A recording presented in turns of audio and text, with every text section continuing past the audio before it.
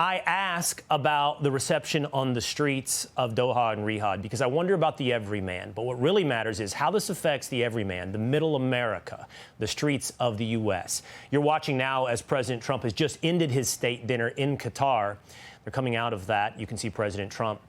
We'll make sure we tune in here if he stops in front of the cameras and answers any questions. He has been presented, by the way, with a FIFA soccer ball after that state dinner, representing the FIFA World Cup, which is moving from Qatar next to North America. But to the people of America, why does this matter?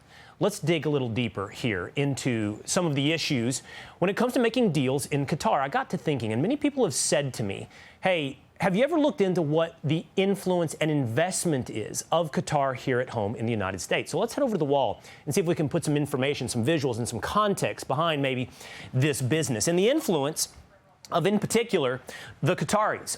We took a look over the last couple of years what it looks like. Investments from Qatar right now stand at about $94 billion. That's broken up in business investments, energy and export facilities, weapons purchases, one of the largest air bases for the United States overseas. And this is important. $6.3 billion for colleges and universities, $224 million lobbying and public relations. Now, this money has fluctuated over time. It's gone down a little bit over recent years, but you can see here Qatari influence, money paid to U.S. lobbyists and public relations firms over the years, peaking in 2021 and 2020 at around $52 million. It's come down over the last couple of years. The reason this matters and the reason we look into this is what is the influence of foreign governments, and in this case, particularly Qatar, on what happens here at home in America. But I did want context. I wanted to think about what does it look like when you factor in other countries. So here's what it looks like, foreign investment in the United States. We should say this is very hard to track. Fox Tracking has done its best, but it's really hard to nail down how much is going into universities, how much is going to politicians. UAE, $1 trillion. Saudi Arabia, $490 billion.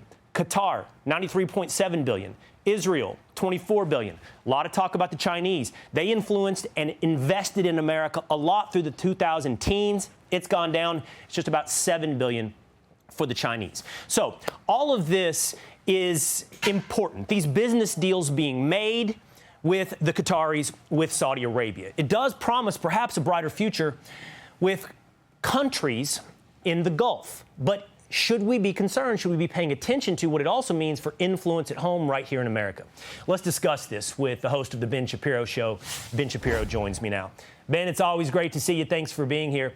I want to start with the celebratory moment of this. This is politics not as usual. This is different. What President Trump is doing is something we didn't see, obviously, from President Biden, but you could date this back decades, treating these relationships as business interests. That's exactly right. President Trump believes that commerce comes first when it comes to our dealings with a lot of these nations. And as he said in Saudi Arabia, American interests come first. So all of the broad statements about democracy and human rights that Democrats like to speak about, Joe Biden and Barack Obama used to say this sort of stuff about, for example, Saudi Arabia. President Trump said, listen, all that stuff matters, but from the American perspective, what matters the most is how does this stuff affect America? And when it comes to Saudi Arabia or even Qatar, the amount of money that is spent in America, the number of jobs created by that sort of investment, that, of course, is a very big deal. And I think that when it comes to the Middle East more generally, what President Trump would like is a situation that is more stable in the Middle East, a situation in which there are burgeoning alliances based on commerce. He said in Saudi Arabia, he's looking for a regional reorganization that is based on commerce, not chaos. And so he's giving all sorts of goodies to the Saudis, who are investing a lot in the United States, for example. But he's also suggesting that the Saudis should join the Abraham Accords, or Syria should join the Abraham Accords. Now, all of that is part of his broader reorganization of the Middle East in a new way. We're watching on our screens as President Trump signs various documents here with the royalty in Qatar. I want to stick with what's happening with the Gulf states here for just a moment. Let's come back to America, Ben. This promises it could be a reimagining, as you mentioned, of tomorrow, where they place, as he said yesterday, commerce ahead of chaos and tech ahead of terrorism. Do you think this does represent a Saudi Arabia, a UAE, maybe even a Qatar, who is a true partner to the United States in our global interests and promises to benefit? Again, what I think matters here is the average American citizen, whether or not that's jobs and investment, but a true reorganization of our relationship with this part of the world. So first of all, I think to treat each one of these countries as exactly the same would be a mistake. The Saudi national interest is very different than the Qatari national interest. In fact, Saudi and Qatar almost went to war in 2017 because Saudi believes that Qatar is a state sponsor of terrorism, which Qatar actually is. Qatar plays both sides of the table pretty openly. Qatar obviously hosts an amazingly important American airbase, which I think, frankly, we should shift to Saudi Arabia or UAE because Qatar also has open dealings with the Muslim Brotherhood. They're the number one funders in the Middle East of Hamas. They've spent almost $2 billion funding Hamas. They have relationships with the Taliban. They have a very solid relationship with the government of Iran. The Al Thani family in Qatar has expended extraordinary amounts of money in the United States. To understand the graphics that you were showing a little bit earlier, Will, one of the things to understand is that the entire citizenry of Qatar is 2.6 million people. Okay, so when you are comparing the spending of China, over 1 billion people, with the spending of Qatar, 2.6 million people, you have to ask yourself, why is Qatar spending that amount of money on, say, American universities? And if what they're doing in American universities is subsidizing the kind of radicalism that we've seen at American universities, wouldn't that also be their purpose when they are giving gifts to the Department of Defense or to the Trump Presidential Library, or when they are spending an enormous amount of money on a bunch of business dealings that are meant to infiltrate the United States? Qatar, I think, is not to be trusted in the same way as, for example, the Saudi royal family.